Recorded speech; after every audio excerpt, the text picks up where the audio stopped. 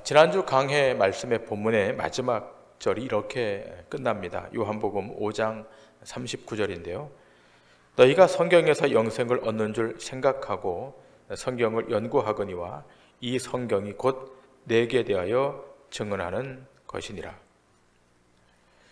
자, 기술된 바와 같이 성경은 예수 그리스도에 대해서만 증거한다라고 되어 있습니다. 구약의 율법서와 시편과 또 역사서와 선지서가 모두가 다 예수 그리스도의 메시아 되심, 주 되심을 증거하고 있는 것입니다.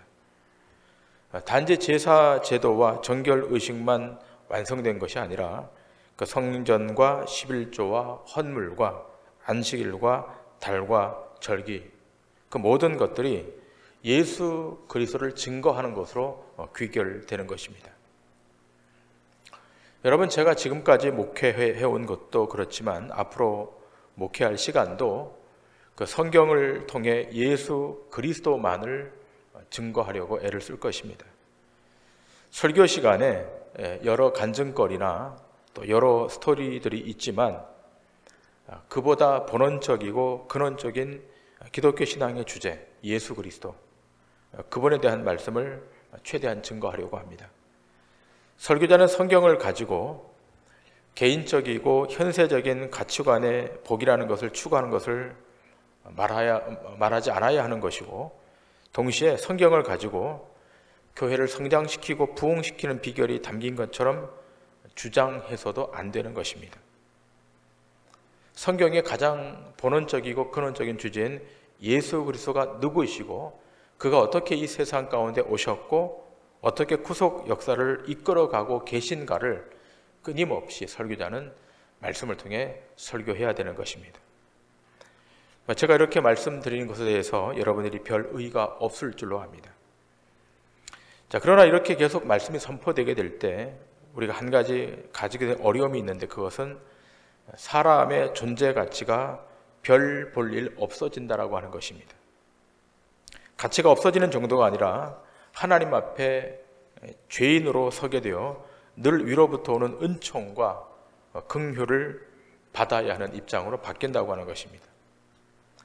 사실 인간은 자기 존재가 드러나지 않으면 불안해하고 또 불편해하는 것이 일반적인 것 아니겠습니까?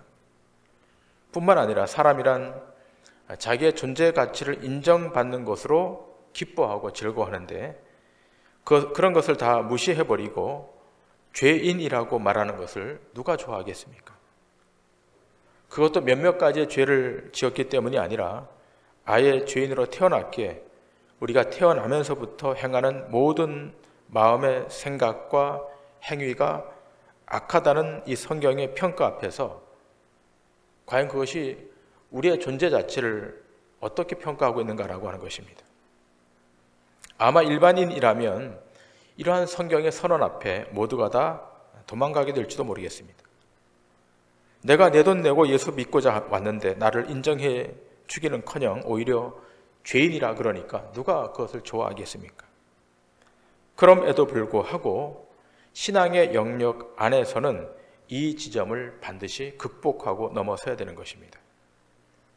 오늘 이 본문을 통해서도 예수님이 어떻게 증거되고 있고 어떻게 예수님이 이 오병이어의 기적을 통해서 자신의 메시아 되심, 자신의 주 되심을 증거하고 있는가를 우리는 확인해야 될 것입니다.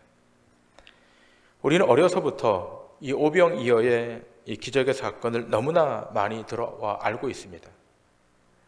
자, 그런데 대부분의 결론이 어떻게 나왔습니까? 우리도 이 어린아이처럼 자기의 적은 것일지라도 주님의 손에 드림으로 큰 축복과 큰 기적을 맛보자, 그런 식의 결론을 갖고 있지 않습니까?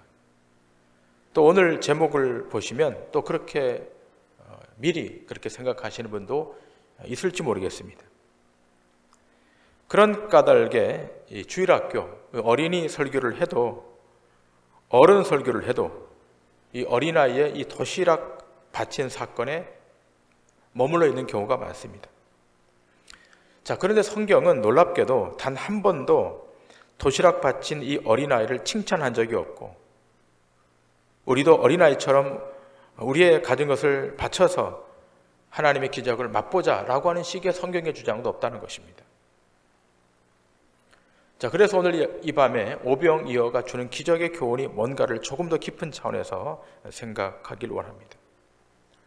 오늘 이 오병이어의 기적은 예수님 자신이 살을 찢어주시고 피를 흘려주실 것을 미리 예표하는 사건과 연결되어 있다는 것입니다.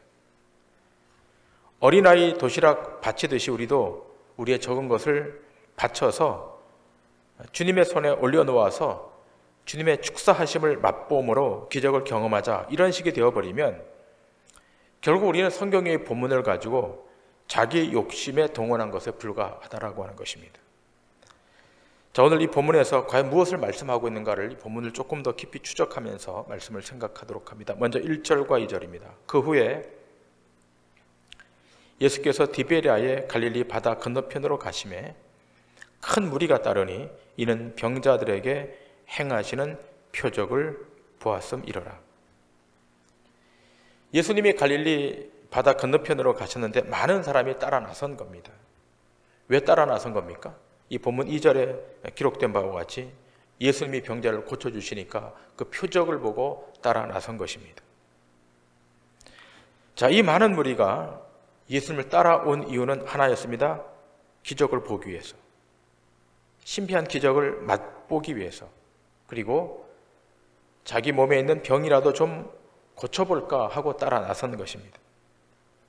자, 그런데 이들을 보시고 예수님이 빌립에게 어디서 이 무리에게 떡을 사서 먹이겠냐라고 하시니까 빌립이 이렇게 말합니다. 사람이 배불리는 못 먹고 조금씩 먹는다 할지라도 200데나리온이 필요할 것입니다.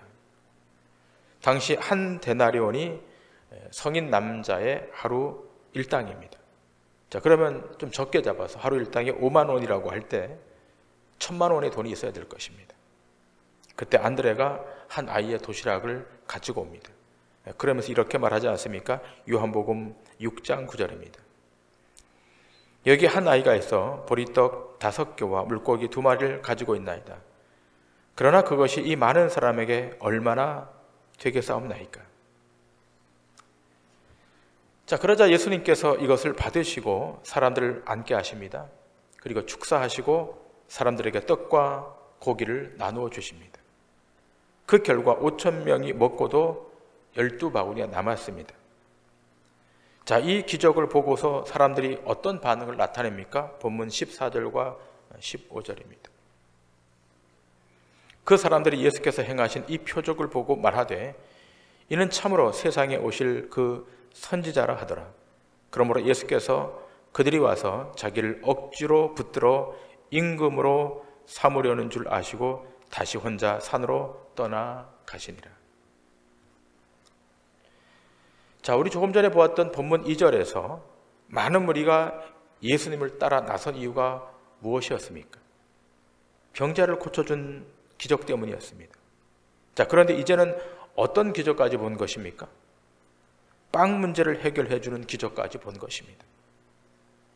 우리의 경제를 해결할 준비가 된 그런 선지자가 왔다라고 이구동성으로 유대인들의 입에서 쏟아져 나옵니다.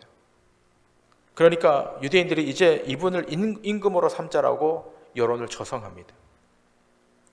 점점 더 분위기가 무르익어갑니다. 여러분, 이 정도 되면 어떻게 해야 되는 것입니까? 신당을 창당하고 조직을 구성하고 새로운 정권을 창출하기 위해서 힘을 합해야 되는 것 아니겠습니까? 자, 그러나 예수님은 그 많은 민중들의 요구와 관거를 외면하고 산으로 떠나가십니다. 도망가십니다. 그 민중들의 절절한 간구를 외면하고 피하여 버리십니다. 왜 주님께서 이 오병이어의 역사를 통해서 빵과 고기를 주시고서 사람들이 임금을 삼으려고 하는데 왜 도망가시는 겁니까? 여러분, 여기에 눈이 열려지지 않으면 우리는 예수를 평생 따라다녀도 병이나 고치고 경제 문제나 해결하는 그런 예수를 따르게 되는 것입니다. 왜 예수님이 이들을 피하여 가신 것입니까? 이유가 분명합니다. 내가 온 것은 단지 빵 문제를 해결하기 위해서 온 것이 아니라고 하는 것입니다. 물론 우리에게 빵 문제가, 경제 문제가 중요합니다. 이것은 무시할 수 없는 사안입니다. 육체를 갖고 있는 사람이라면 다 이런 말을 할 수 있습니다.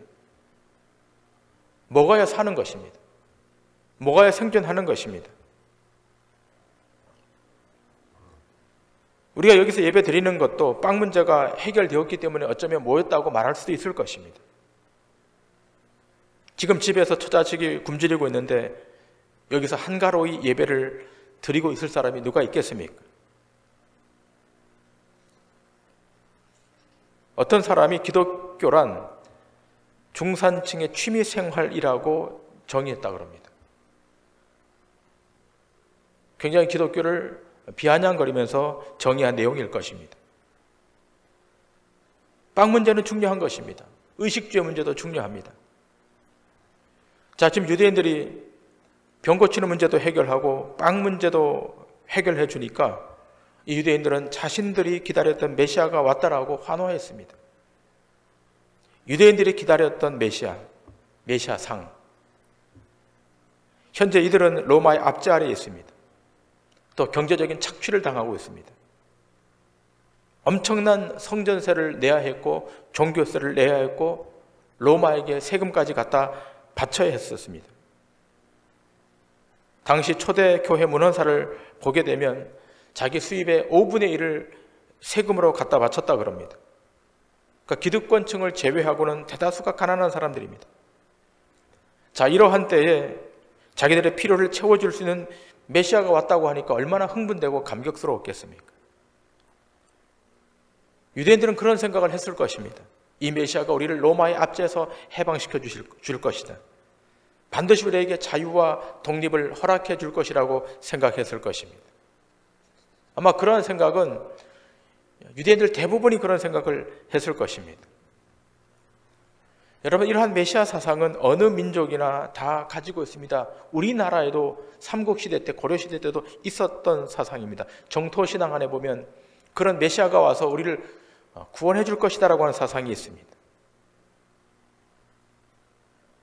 자, 지금 빵 문제를 해결해 줄 메시아, 질병의 문제를 해결해 줄 메시아가 왔다 그러니까 이 유대인들이 임금으로 삼고자 했던 것입니다. 그러나 그럼에도 불구하고 이러한 민중의 열망을 뒤로 하고 예수님은 그 자리를 떠나십니다. 도망가십니다. 여러분 모두 기억하시지 않습니까? 예수님이 공생애를 시작하실 때 사단의 시험을 받습니다. 3가지 시험을 받지 않습니까? 그 첫 번째 시험이 어떤 시험이었습니까? 돌로 떡을 만들어 먹으라는 시험이었습니다. 이 돌에게 명해서 이 돌을 떡으로 만들어서 취하라고 하는 것이었습니다. 그때 우리 주님이 뭐라고 말씀하십니까? 사람이 떡으로만 사는 것이 아니요 하나님의 입에서 나오는 모든 말씀으로 살 것이라 하면서 그 시험을 물리치십니다. 그러므로 오늘 오병이어의 기적을 일으키시고 사람들의 배고픔을 해결하셨지만 그것이 목적이 아니라 그것을 통하여 예수님이 보이시고자 하셨던 것은 하나님의 말씀을 먹어야 산다는 것을 보이기 위함인 것입니다. 말씀이신 예수님이 육신이 되어 오셔서 그분의 살을 떼어주시고 그 피를 나눠주심으로 생명을 얻게 하기 위함인 것이 요한복음 6장 전체를 관통하고 있는 것입니다. 그런 까닭에 오병이어의 이 기적을 통해서 우리에게 무엇을 나타내시고자 하는지, 무엇을 말씀하시고자 하는지를 우리는 분명히 알아야 합니다. 자, 예수님이 이 사람들의 요구를 피하고 떠나가십니다. 제자들은 배를 타고 이제 갈릴리 바다를 건너갑니다. 자, 사람들이 예수님을 놓칩니다. 예수님이 떠나가시니까 예수님의 그 동선을 놓칩니다. 제자들도 놓칩니다. 자, 그래서 다음날 이들이 예수님을 찾아다니다가 바다 건너편까지 갑니다. 그리고 거기서 주님을 다시 만나게 됩니다. 그리고 이렇게 말하지 않습니까? 요한복음 6장 24절 25절입니다. 무리가 거기에 예수도 안 계시고 제자들도 없음을 보고 곧 배들을 타고 예수를 찾으러 가버나움으로 가서 바다 건너편에서 만나 라삐어 언제 여기 오셨나이까 하니. 자, 무리들이 지금 예수님을 다시 만납니다. 그러면서 묻습니다. 선생님이시여, 랍비시여, 언제 여기 오셨습니까? 라고 묻습니다. 자, 그럼 우리 주님의 답변이 어때야 되겠습니까? 내가 뭐 어젯밤에 왔다든지 아니면 오늘 왔다든지 때에 관해서 말을 하는 것이 맞지 않겠습니까? 자, 그러나 예수님의 답변은 이렇게 이어집니다. 요한복음 6장 26절입니다. 예수께서 대답하여 이르시되 내가 진실로 진실로 너희에게 이르노니 너희가 나를 찾은 것은 표적을 본 까닭이 아니요 떡을 먹고 배부른 까닭이로다. 자, 예수님이 여기서 대단히 의미심장한 말을 던지십니다. 너희들이 나를 찾는 것은 표적을 본 까닭이 아니요 떡을 먹고 배부른 까닭이로다. 자, 조금 전에 그 전날 행하셨던 오병이어의 기적, 그 표적입니다. 그것도 기적입니다.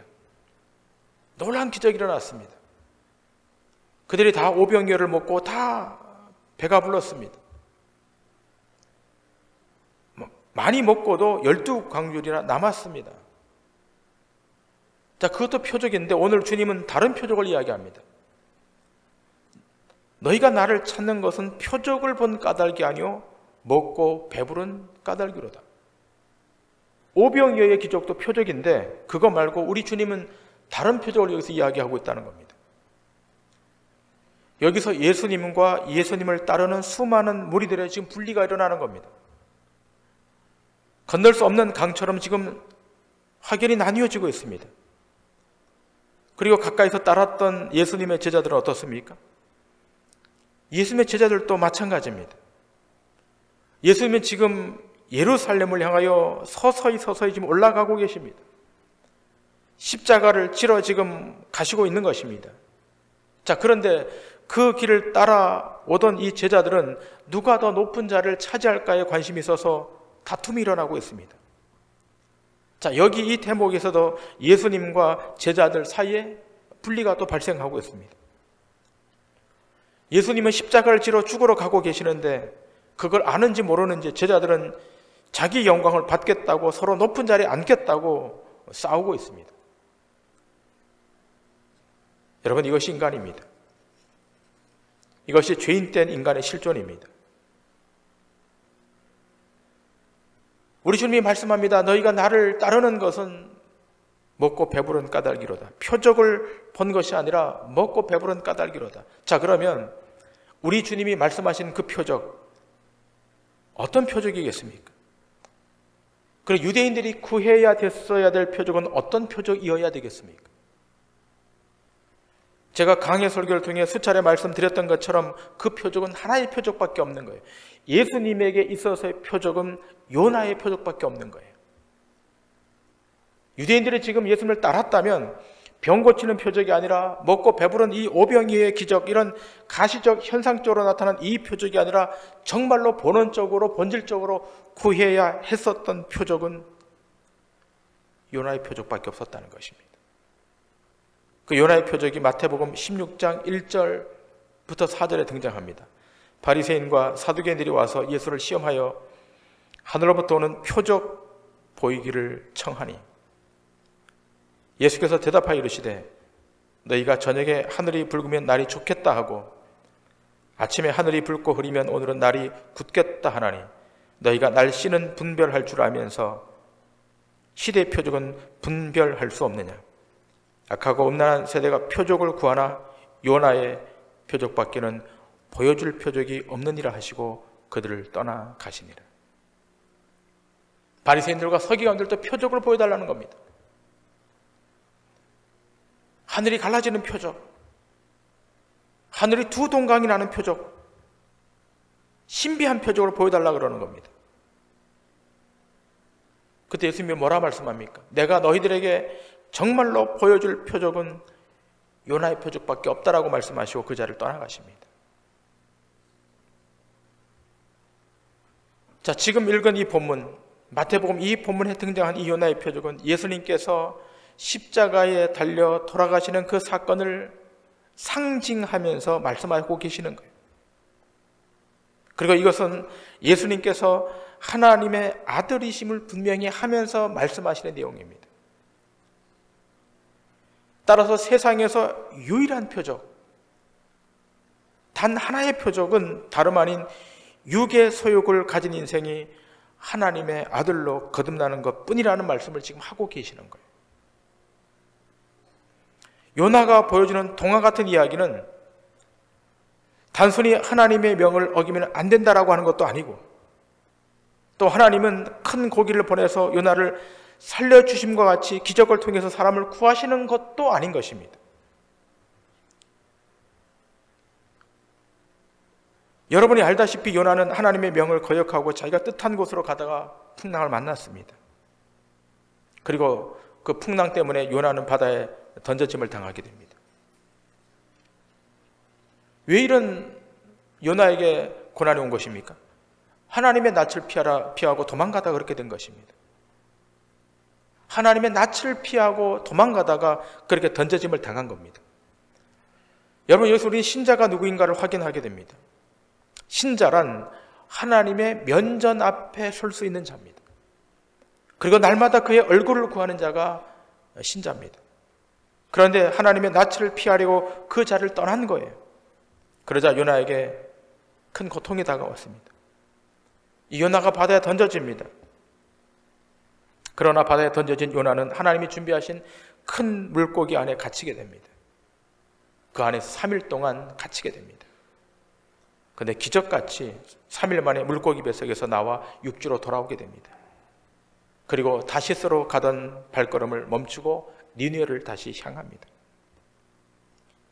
이것이 요나가 체험한 기적인데, 예수님께서는 요나가 물고기 뱃속에서 살아난 것을 예수님이 보이실 유일한 표적이라고 말씀하십니다. 자, 그런데 여러분 생각해 보시면 예수님께서 보이셨던 기적은 이것뿐만이 아니지 않습니까? 나병 환자를 고쳤던 것도 표적입니다. 죽은 사람을 살려낸 것도 표적인데 무려 3명이나 살려냈습니다. 자, 그런데 그런 표적은 다 제외시켜 놓고 왜 요나의 표적밖에 없다고 말씀하십니까? 그것은 사람이 하나님의 아들이 되는 것, 그것만이 하나님이 보실 때 기적다운 기적이라는 것입니다. 다시 말해서 다른 모든 기적들은 그 기적을 설명하기 위한 하나의 도구에 불과한 것입니다. 우리가 마음에 새기고 또 붙들고 붙들어야 할 유일한 표적, 그것은 예수 그리스도가 십자가에 못 박혀 죽으셨으나 3일 만에 다시 살아나신 것. 못 박혀 죽으셨습니다. 완전히 죽으셨습니다. 무덤에 갇히셨습니다. 그러나 죽지 않고 3일 만에 다시 살아나신 것, 이것이 신자에게 기독교 신앙의 유일한 표적이라는 거예요. 왜 그런 거예요? 이 안에만 생명이 있기 때문이에요. 사람이 병 고쳤다 그래서 영원한 생명이 있는 게 아니에요. 배고픈 사람이 밥을 먹었다 그래서, 허기를 채웠다 그래서 그 안에 영원한 생명이 있는 것이 아닙니다. 요나의 표적, 예수 그리스도의 십자가의 죽으심과 부활하심, 이 표적 안에만 생명이 있기 때문에 그렇습니다. 그래서 본문 26절 27절은 이렇게 말합니다. 예수께서 대답하여 이르시되 내가 진실로 진실로 너희에게 이르노니 너희가 나를 찾은 것은 표적을 본 까닭이 아니요 떡을 먹고 배부른 까닭이로다. 썩을 양식을 위하여 일하지 말고 영생하도록 있는 양식을 위하여 하라. 이 양식은 인자가 너희에게 주리니 인자는 아버지 하나님께서 인치신 자니라. 영생하도록 있는 양식. 이 영생은 어디 안에만 있는 거예요? 십자가 안에만 있는 거예요. 부활하신 그리스도 안에만 있는 것입니다. 47절 48절도 이렇게 이야기합니다. 진실로 진실로 너희에게 이르노니 믿는 자는 영생을 가졌나니 내가 곧 생명의 떡이니라.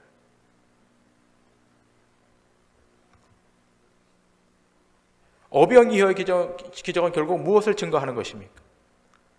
생명이신 예수 그리스도, 영원한 나라의 주인이신 예수 그리스도, 그 안에만 거룩이 있고 영원히 있음을 알려주는 거예요. 영원히 그리스도 안에만 있습니다. 어제도 저희 선배 한 분이 췌장암으로 돌아가셨어요. 59세신데 돌아가셨어요. 6개월 전에 너무 배가 아파서 병원 갔더니까 췌장암 말기에 어떻게 하지 못하고 6개월 만에 돌아가셨어요.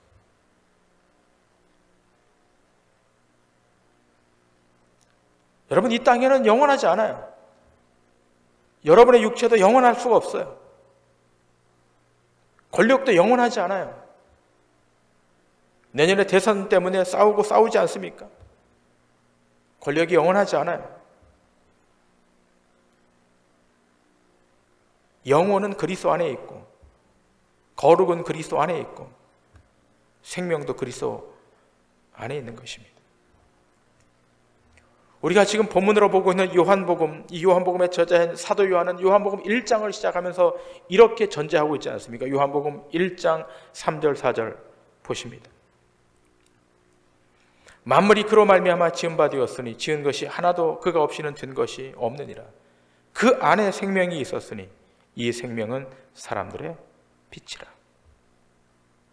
그 안에 생명이 있다는 거예요. 오병이어의 기적은 드러난 기적적 현상에 주목할 것이 아니라 그 기적을 보았다면 그 기적을 베푸시는 예수 그리스도, 그분이 영원한 주인이시고 죄에서 구속할 구세주이시고 우리의 인생을 영원히 담보할 구주이신 것입니다. 성경은 오병이어의 도시락을 바친 이 아이의 믿음에 대해서 칭찬하지 않습니다. 이것을 증거하지 않습니다. 바쳐진 그 도시락에 무슨 신비한 능력이 가해져서 우리도 그런 도시락을 드리면 신비한 능력이 나타날 것이다 라고 하는 주술 같은 이야기를 하는 것도 아닙니다. 배고픈 민중에게 도시락의 기적이 일어나서 그들의 배가 채워졌다, 가난의 문제가 해결됐다라는 것을 말하는 본문도 아닌 것입니다. 오병이어의 기적에서 우리 주님이 말씀하시고 있다시피 이 기적을 통해 진정한 생명을 주시고 빛을 주시고 소망을 주시는 분은 오직 한 분, 예수 그리스도. 그분을 증거하고 있는 거예요. 여러분의 삶에 행여 단 1도 기적 같은 일이 일어나지 않는다 할지라도 걱정하지 마셔야 될 것은 이미 여러분의 생명 안으로 들어와 있는 하나님의 백성들이기 때문에 그런 거예요.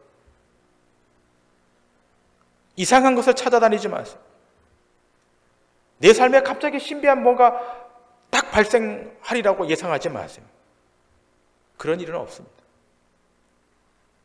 그걸로 표징을 삼고 그걸로 인생의 근거를 삼아서 가는 인생은 가난한 것입니다. 우리는 이 성경 말씀 안에서 우리의 주 되신 예수를 보는 것이고 발견하는 것이고 그분이 말씀하시는 바를 따라 믿음으로 가게 되면 그 끝자락에 생명이 있고 영혼이 있는 것입니다.